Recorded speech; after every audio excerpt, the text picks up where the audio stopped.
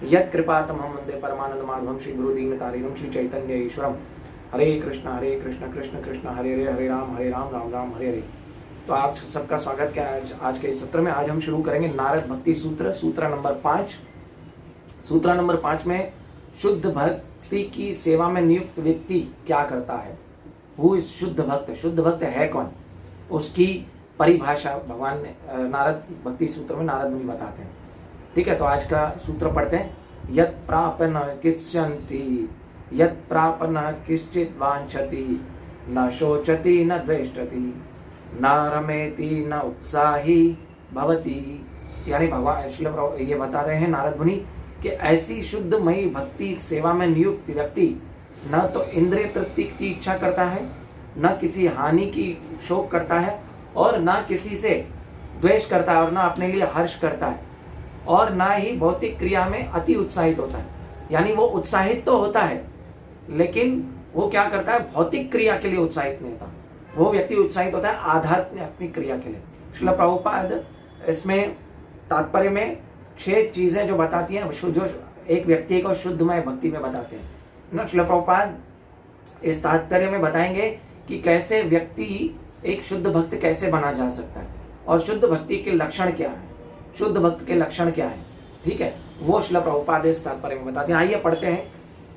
श्रील रूप गोस्वामी द्वारा अनुसार भक्तिमय सेवा में संपादन में 6 प्रतिकूल स्थितियां हैं, एवं भक्तिमय सेवा में प्रगति की 6 अनुकूल स्थितियां भी हैं। 6 प्रतिकूल स्थितियां कौन सी हैं? 6 अनुकूल स्थितियां उत्साह निश्चय धैर्य तत्त कर्म प्रवर्तनात् संगस त्यागो सतोवृते षड्बीर भक्ति प्रसिद्ध्यति। और 6 जो प्रतिकूल वस्तुएं हैं वो श्रील प्रभुपाद इस तात्पर्य में बताते हैं। 6 प्रतिकूल वस्तुएं कौन सी हैं वो श्रील प्रभुपाद बताते हैं, और वो व्यक्ति ये 6 वस्तुओं को फॉलो करेगा, है ना। उत्साह निश्चय धैर्य तत्त कर्म प्रवर्तना, वो व्यक्ति ये 6 अनुकूल वस्तुएं करेगा तो भगवान के धाम और भगवान का एक शुद्ध भक्त बन सकता है। लेकिन 6 प्रतिकूल वस्तुएं कौन सी हैं, क्या है? अत्याहारश्च प्रयासश्च प्रजल्प नियम आग्रह जनसंज्ञस्य लौलंस्य षड्बीर भक्ति विनश्यति। 6 चीजें जो भगवान की भक्ति में विनाश करती हैं, जो 6 चीजें जो भक्ति में आगे बढ़ने नहीं देती है ना। तो आइए हम तात्पर्य पढ़ते हैं। प्रथम प्रतिकूलता है अत्याहार। अत्याहार का मतलब क्या है? एक्चुअली ज्यादा खाना नहीं।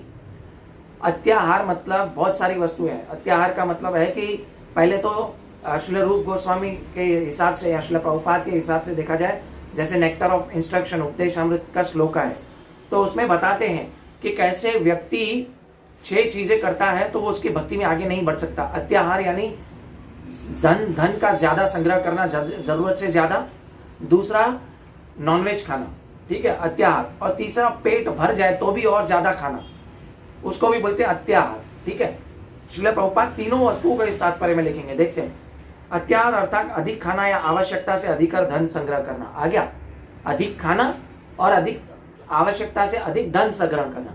धन संग्रह करना मतलब जैसे मेरे गुरु महाराज बोलते हैं कि व्यक्ति 50 साल में मर जाए, ठीक है, और उसकी अकाउंट में बैंक बैलेंस हो 25 लाख रुपए, और वो 25 लाख रुपए है ना, बेवकूफ आदमी है जो 25 लाख रुपए बैंक अकाउंट में छोड़ के गया। क्यों?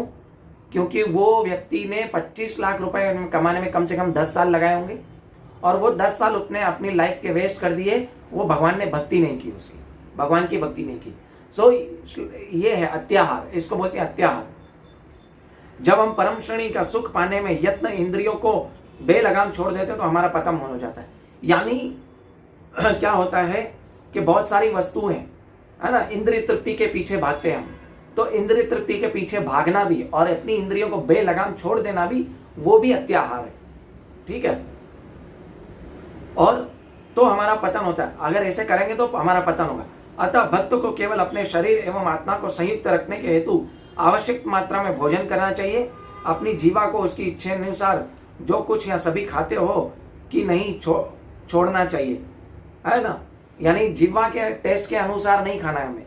हमें कैसे खाना है? भगवान को भोग अर्पण करके एज ए प्रसादम पाना है, तब जाके हमारी इंद्रियां कंट्रोल होंगी, है ना। अतः श्री कृष्ण नामादि न भवेत ग्रहिम इंद्रिया सेवान मुखे ही जीवादो स्वयं एवं स्फुरति।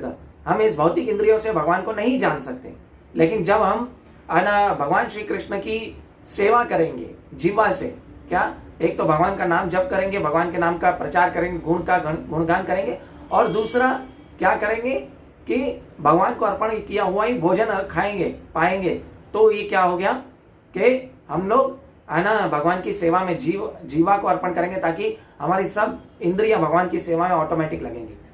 एक्चुअली भगवान खुद भगवत गीता के 3 अध्याय के 13वें श्लोक में बोलते हैं, जो व्यक्ति अपनी इंद्रिय तृप्ति के लिए कार्य खाता है, ते तुम अघम पापम पंचायत आत्म कारण, जो अपनी इंद्रिय के लिए खाना खाता है, इंद्रिय तृप्ति के लिए, जिह्वा की तुष्टि के लिए खाना खाता है, वो व्यक्ति निश्चित रूप से पाप खाता है।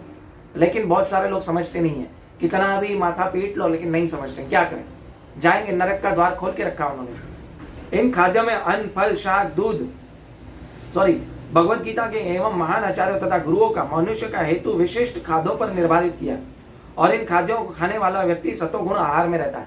आहार भी हमें सतोगुण करना है ना। भगवान को जब हम भोग लगाएं तो ऑनियन गार्लिक विदाउट होना चाहिए, ठीक है, ऑनियन गार्लिक और मसूर की दाल, ये तमोगुणी है, और नॉनवेज तो खाना ही नहीं चाहिए, ठीक है। भक्त माना आहार नहीं करता, वह तो बस वही खाता है जिसका भगवान कृष्ण को भोग लगता है, ठीक है। यहाँ पे श्रील प्रभुपाद ने बता दिया, इसलिए मैंने बताया, जो भगवान के जो भक्त होते हैं सिर्फ और सिर्फ भगवान को अर्पण किया हुआ भोजन ही खाते हैं, ठीक है। इसकी हमें प्रैक्टिस डालनी होगी धीरे धीरे। उसकी रुचि कृष्ण प्रसादम में होती है और अपनी जीवा की संतुष्टि में नहीं, अतः वह किसी विलक्षण आहार की इच्छा नहीं करता, है ना। आत्मेन्द्रिय प्रीतिवांछा धरे प्रेम काम, कृष्ण इंद्रिय प्रीति इच्छा धरे तारे बलि काम। आत्मेन्द्रिय प्रीतिवांछा तारे बलि काम और कृष्ण इंद्रिय प्रीति इच्छा धरे प्रेम नाम। यानी जो भी मैं अपनी इंद्रियों के लिए करता हूं वो काम है, और जो मैं भगवान की तुष्टि के लिए जब भी करता हूं तो वो प्रेम है। इसके बाद अत्याहार का दूसरा श्रील प्रभुपाद धन संग्रह के बारे में बताते हैं। क्या बताते हैं? इस प्रकार भक्त अत्यधिक धन संग्रह की इच्छा भी नहीं करता, वह मात्र आवश्यकता के अनुसार कमाता है। यानी पैसा पैसा पैसा पैसे के पीछे नहीं भागता है, वो सिर्फ और सिर्फ क्या करता है ना, भगवान की सेवा में लगे वो, और अपना जीवन अनुसार चल रहा है, उस हिसाब से वो क्या है, धन कमाता है। कृपया ज्यादा से ज्यादा लोगों को लेक्चर शेयर कीजिएगा। अत्याहार का एक्चुअली लोगों को मालूम पता पड़ना चाहिए, और ये नारद मुनि का भक्ति सूत्र, ये किताब जो भी पढ़ेगा वो भक्ति में आगे बढ़ेगा, है ना। ये शुद्ध भक्त के लक्षण है, क्या करता है, ठीक है।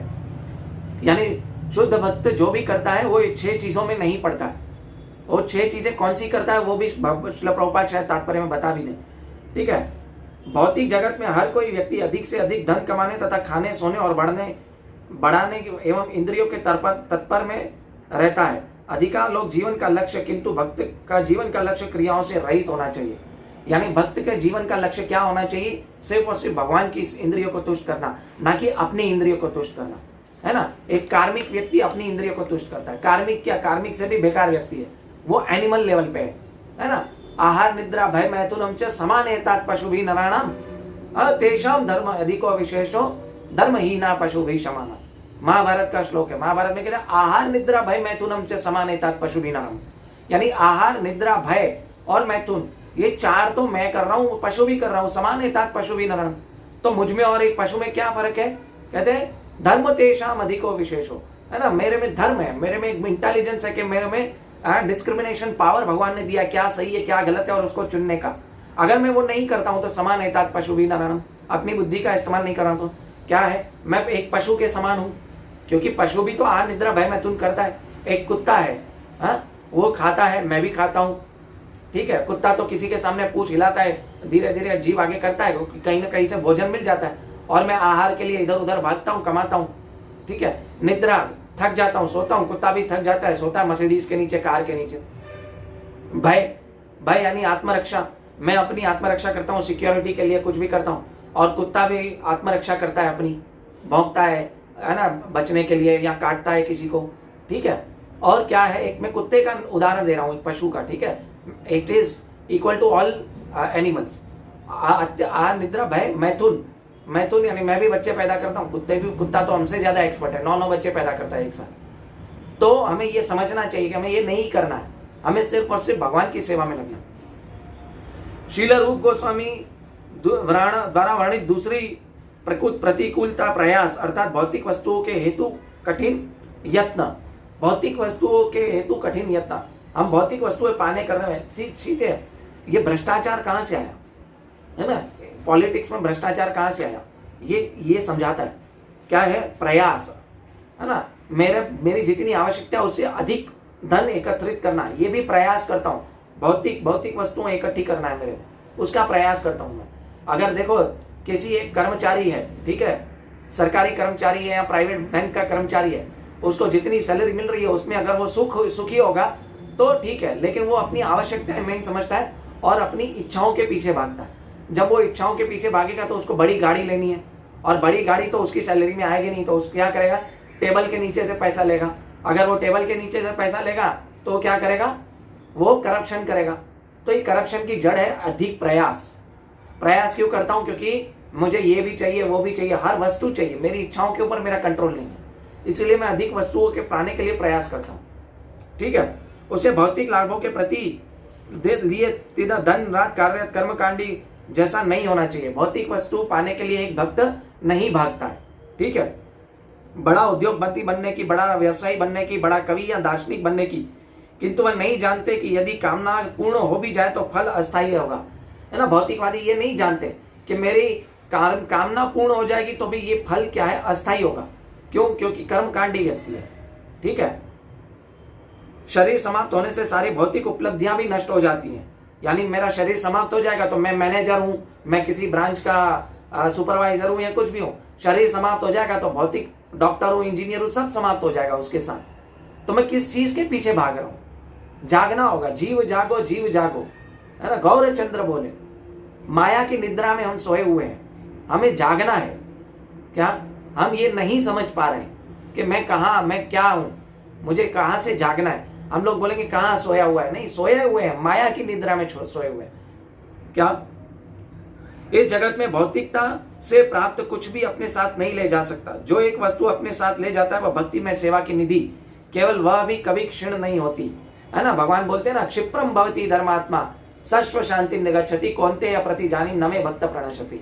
यानी भक्ति का कभी विनाश नहीं होता। आप इंजीनियर बन गए सपोज, ठीक है, आप इंजीनियर बने और आप मर गए, तो दूसरे जन्म में अगर सपोज आपको मनुष्य का जन्म मिल भी गया तो हमें क्या करना होगा, है ना, वो इंजीनियर बनने के लिए वापस जीरो से फर्स्ट तक चालू करना पड़ेगा। लेकिन जब मैं भगवान की भक्ति करता हूं तो भक्ति का कभी विनाश नहीं होता। स्वल्पमस्य धर्मस्य त्रायतो महतो भयात्। क्या?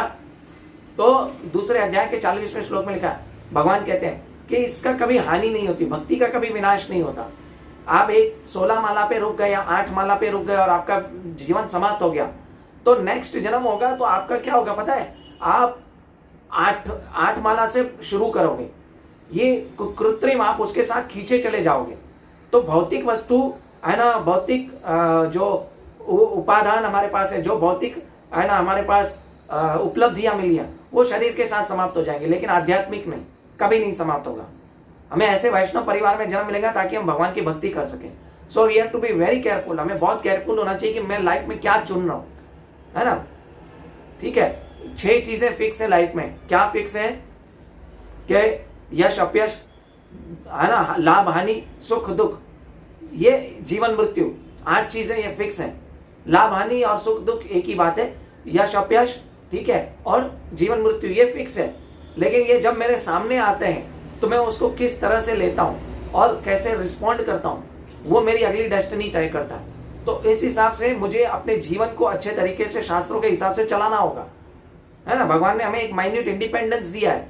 क्या कि मैं मूवी देखने जाऊं या भगवान का सत्संग सुनूं यूट्यूब में, ठीक है, मैं नेटफ्लिक्स देखूं या मैं भगवान का सत्संग सुनूं जूम में online, so that is up to us. Minute independence में भगवान कभी दखल अंदाजी नहीं करते, नहीं तो स्वतंत्रता का कोई मूल्य रह नहीं जाता।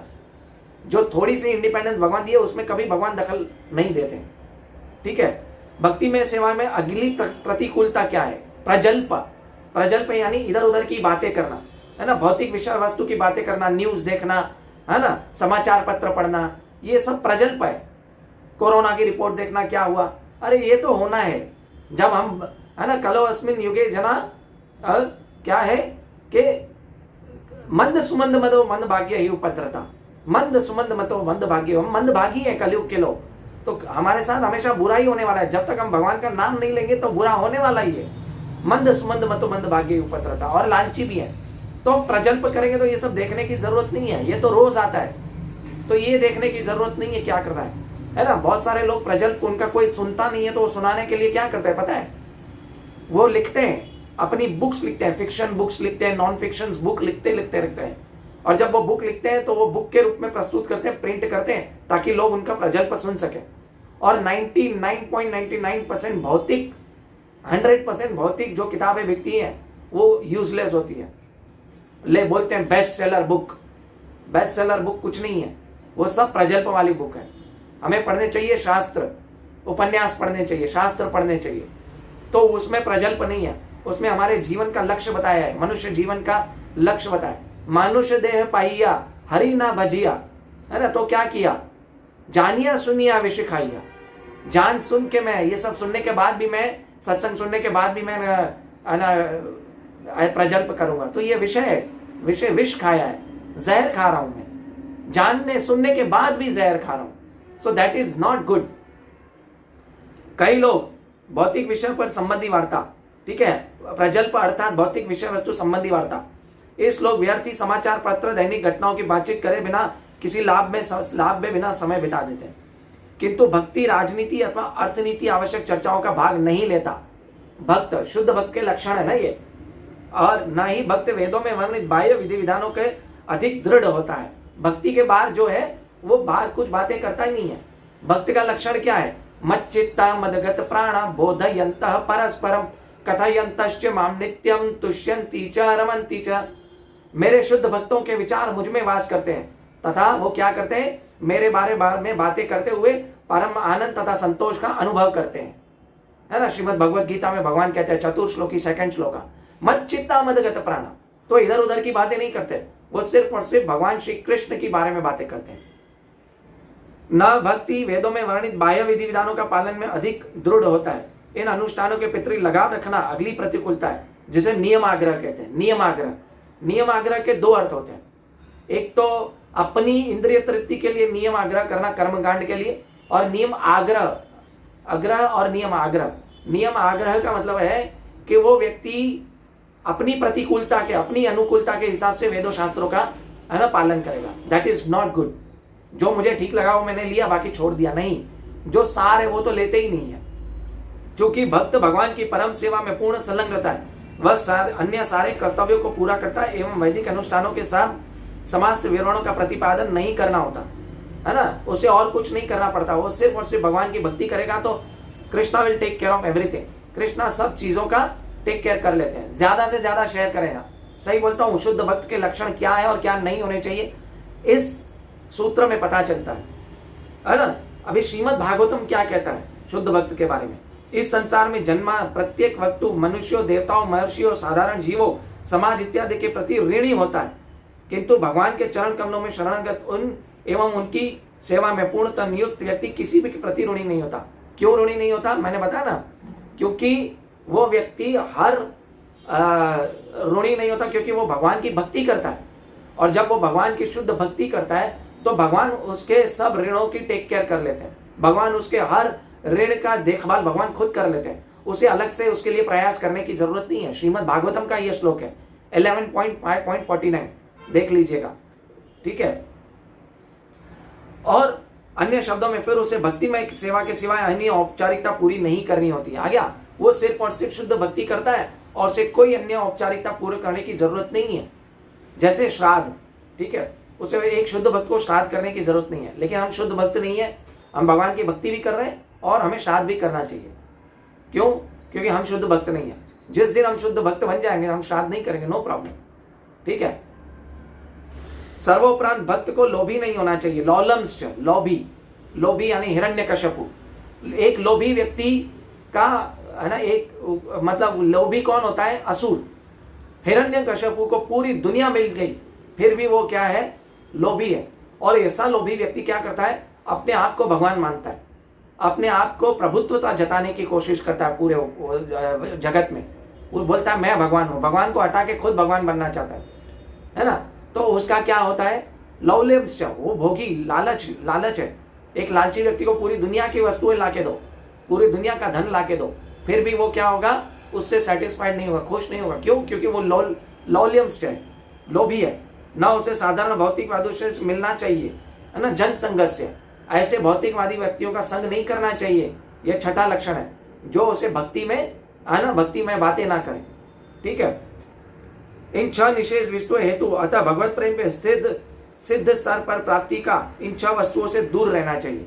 कौन सी 6 वस्तु? अत्याहारश्च, प्रयासश्च, प्रजल्प, नियमाग्रह, लौल्यंश्च, जन संघर्ष। ठीक है, षड्भिर भक्ति विनश्यति। अभी कौन सी 6 वस्तु है जो भक्ति के अनुकूल है? श्रील प्रभुपाद बताएंगे। सर्वप्रथम जहां व्यक्ति को भौतिक उपलब्धि का प्राप्ति हेतु उद्यम नहीं होना चाहिए, वहां उसे भक्ति में सेवा सिद्ध करने के हेतु बहुत उद्यमी होना चाहिए। यह उत्साह कहलाता है ना। सेवा, भगवान की सेवा आगे बढ़ चढ़ के करनी चाहिए, नाम लेने में, प्रचार करने में उसको उत्साह होना चाहिए, उत्साह। फिर होता है निश्चय। निश्चय की बात क्या करते हैं? जीव कार्य करना बंद नहीं करता। जब उसे भौतिक उपलब्धियां हेतु उत्साही होने का रोका जाए तो आध्यात्मिक होने के प्रोत्साहित करना भी चाहिए। यानी भौतिक वस्तुओं के प्रति उत्साह नहीं होना चाहिए, उसे आध्यात्मिक वस्तुओं के प्रति उत्साही होना चाहिए। उत्साह जीवन का लक्षण है, उसे बंद नहीं किया जा सकता। हम लोग एक्साइटेड होते हैं ना बहुत सारी वस्तुओं के लिए, तो क्या होता है, एक्साइटमेंट हमारे जीवन का लक्ष्य है, लेकिन एक्साइटमेंट किस वस्तु की होनी चाहिए? वो भक्ति में, है ना, संबंधित वस्तुओं के साथ मेरी एक्साइटमेंट होनी चाहिए, ना कि भौतिक वस्तुओं के प्रति। ठीक है, यह एक शक्तिशाली इंजन के समान है और उसका ठीक प्रयोग करें तो वो उसका क्या है, अत्यधिक उत्पादन करेगा। जितना मैं भक्ति में उत्साही रहूंगा तो क्या है, उतना ही ज्यादा मैं भक्ति में आगे बढ़ूंगा, लोगों को प्रचार करूंगा, लोगों को भक्ति के साथ जोड़ूंगा। सो ये है उत्साह। ठीक है, अच्छा, उत्साह को शुद्ध करना चाहिए, यानी जो भौतिक वस्तु है उत्साह भौतिक वस्तुओं में न लगाकर भगवान की सेवा में लगाना चाहिए। उत्साह के भौतिक लक्ष्यों में प्रति नियोजित करने का स्थान व्यक्ति को भक्ति में सेवा सिद्ध स्तर प्राप्ति हेतु उत्साही होना चाहिए, है ना। भक्ति में सेवा के प्रति उत्साहित होना चाहिए। वास्तव में अपने भक्तों में सेवा में प्रोत्साहित करने के लिए उद्देश्य से कृष्ण इन भौतिक जगत में अवतार लेते हैं, है ना। जैसे भगवान श्री कृष्ण अवतार किस लिए लेते हैं? ताकि लोग और उत्साही हों, है ना, भगवान का नाम जप करने के लिए। चैतन्य महाप्रभु ने अवतार क्यों लिया? पतित पावन हेतु के लो अवतार। क्यों? क्योंकि वो लोगों को उत्साह करना चाहते हैं भगवान का नाम जप करने के लिए, हरि नाम संकीर्तन करने के लिए। भक्ति में सेवा के लिए अनुकूल तत्व निश्चय। उत्साह के बाद निश्चय होना चाहिए, अडिग रहना चाहिए, हाँ मैं छोड़ूंगा नहीं। ठीक है, जब व्यक्ति निजी भगवत सेवा में निराश हो जाता है तो निराशा भी त्याग देना चाहिए और उसके स्थान पर भगवत प्रेम के परम लक्ष्य की प्राप्ति निश्चय ले आना चाहिए। हाँ, आज मैं फॉल डाउन हुआ, मैं फिर से उठूंगा वैष्णव की कृपा से, गुरु की कृपा से, और फिर मैं क्या करूंगा, फिर और भक्ति करूंगा, फिर मैं उठूंगा, गिरूं, फिर उठूंगा। एक चींटी दीवार चढ़ती है, फिर गिरती है, फिर उठती है, फिर गिरती है, फिर एंड ऑफ द डे क्या करती है, सक्सेसफुल हो जाती है। उसी तरह भक्ति में उतार चढ़ाव आएंगे लाइफ में, लेकिन हमें क्या करना है, उसको उत्साह को बनाए रखना है, निश्चय को बनाए रखना है। ठीक है, भक्त को धैर्य पूर्वक, उत्साह, निश्चय, धैर्य पूर्वक कार्य करना चाहिए, है ना। और उससे कहा गया, धैर्य पूर्वक सेवा करने के विधि विधानों का पालन करना चाहिए, जिससे वह दिन आए जब वह अकस्मात भक्ति में सेवा की सर्वप्रसिद्ध स्थिति को प्राप्त कर सके, है ना। ऐसा उत्साह होना चाहिए कि एक दिन आएगा, निश्चय और धैर्य, है ना। किसी भी वस्तु के लिए धैर्य जो है वो बहुत जरूरी है। तो धैर्य जितना हम करेंगे, एक दिन मैं भगवान को, प्रेम को प्राप्त कर लूंगा, ये निश्चय भी होना चाहिए। तो उत्साह, निश्चय, धैर्य, ये 3 क्या है, एक ही पैरामीटर सेट करते हैं। उत्साह, निश्चय, धैर्य, फिर आता है तत्त कर्म प्रवर्तना। ऐसा कर्म करो, उसे आध्यात्मिक जीवन के प्रति अपनी किसी हानि या पतन का शोक नहीं करना चाहिए। यह धैर्य भक्ति में सेवा के प्रति तीसरा सकारात्मक तत्व है। फिर चौथा क्या है, तुरंत तुदुपरांत शुद्ध में भक्ति में सेवा में संपादन द्वेषी, ईर्षालु या असली आलसी नहीं होता। वह अपनी प्रगति के निश्चित व सदा अपने निर्धारित भक्ति सेवा में कार्य करता रहता है। तत्त कर्म प्रवर्तना, भक्ति के अनुकूल और कार्य करता रहता है ताकि वो उसका उत्साह बना रहे, है ना। इसे कहते हैं तत्त कर्म प्रवर्तन। और अंतिम 2 क्या है, साधु संग, संघर्ष त्याग। संघर्ष त्याग यानी ऐसे लोगों का संग त्याग दो जो भगवान में विश्वास नहीं करते और भगवत गीता भक्तिमय वाली बातों नहीं करते। और ऐसे आना लोगों का संग करो, पूर्व आचार्यों, शास्त्रों, साधुओं, वैष्णवों का संग करो। संघर्ष त्यागो सतोवृत्ति, यानी सतोवृत्ति यानी भक्तों का संग करो ताकि आप भक्ति में आगे बढ़ सको। ठीक है, 2 तत्व है, संघर्ष त्याग अर्थात अभक्तों के साथ संग करना, और तथा सतोवृत्ति अर्थात पूर्व आचार्यों के पद चिन्हों का अनुसरण करना। हमें अनुसरण करना है, अनुकरण नहीं करना है, अनुसरण करना है। अनुकरण करेंगे तो हम फॉल डाउन जल्दी हो जाएगा। ठीक है। इन अभ्यासों से भक्त को भक्ति में सेवा पर पथ पर स्थित रहने का अस्थायी तथा अस्थायी भौतिक वस्तुओं के भोग से दूर रहने में मदद मिलती है ना। अगर हम ऐसे करेंगे तो क्या है, हमें भगवान की भक्ति में आगे बढ़ने में मदद मिलेगी। ठीक है।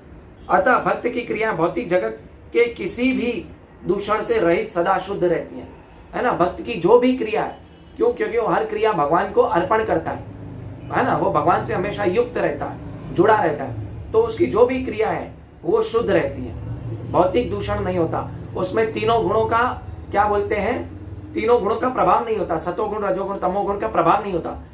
क्यों? क्योंकि वो अनन्य भक्ति करता है। ठीक है। तो हरे कृष्णा, मैं अपने वाणी को यहीं पे विराम देता हूं। अगर किसी को कुछ प्रश्न हो तो पूछ सकते हैं। ठीक है।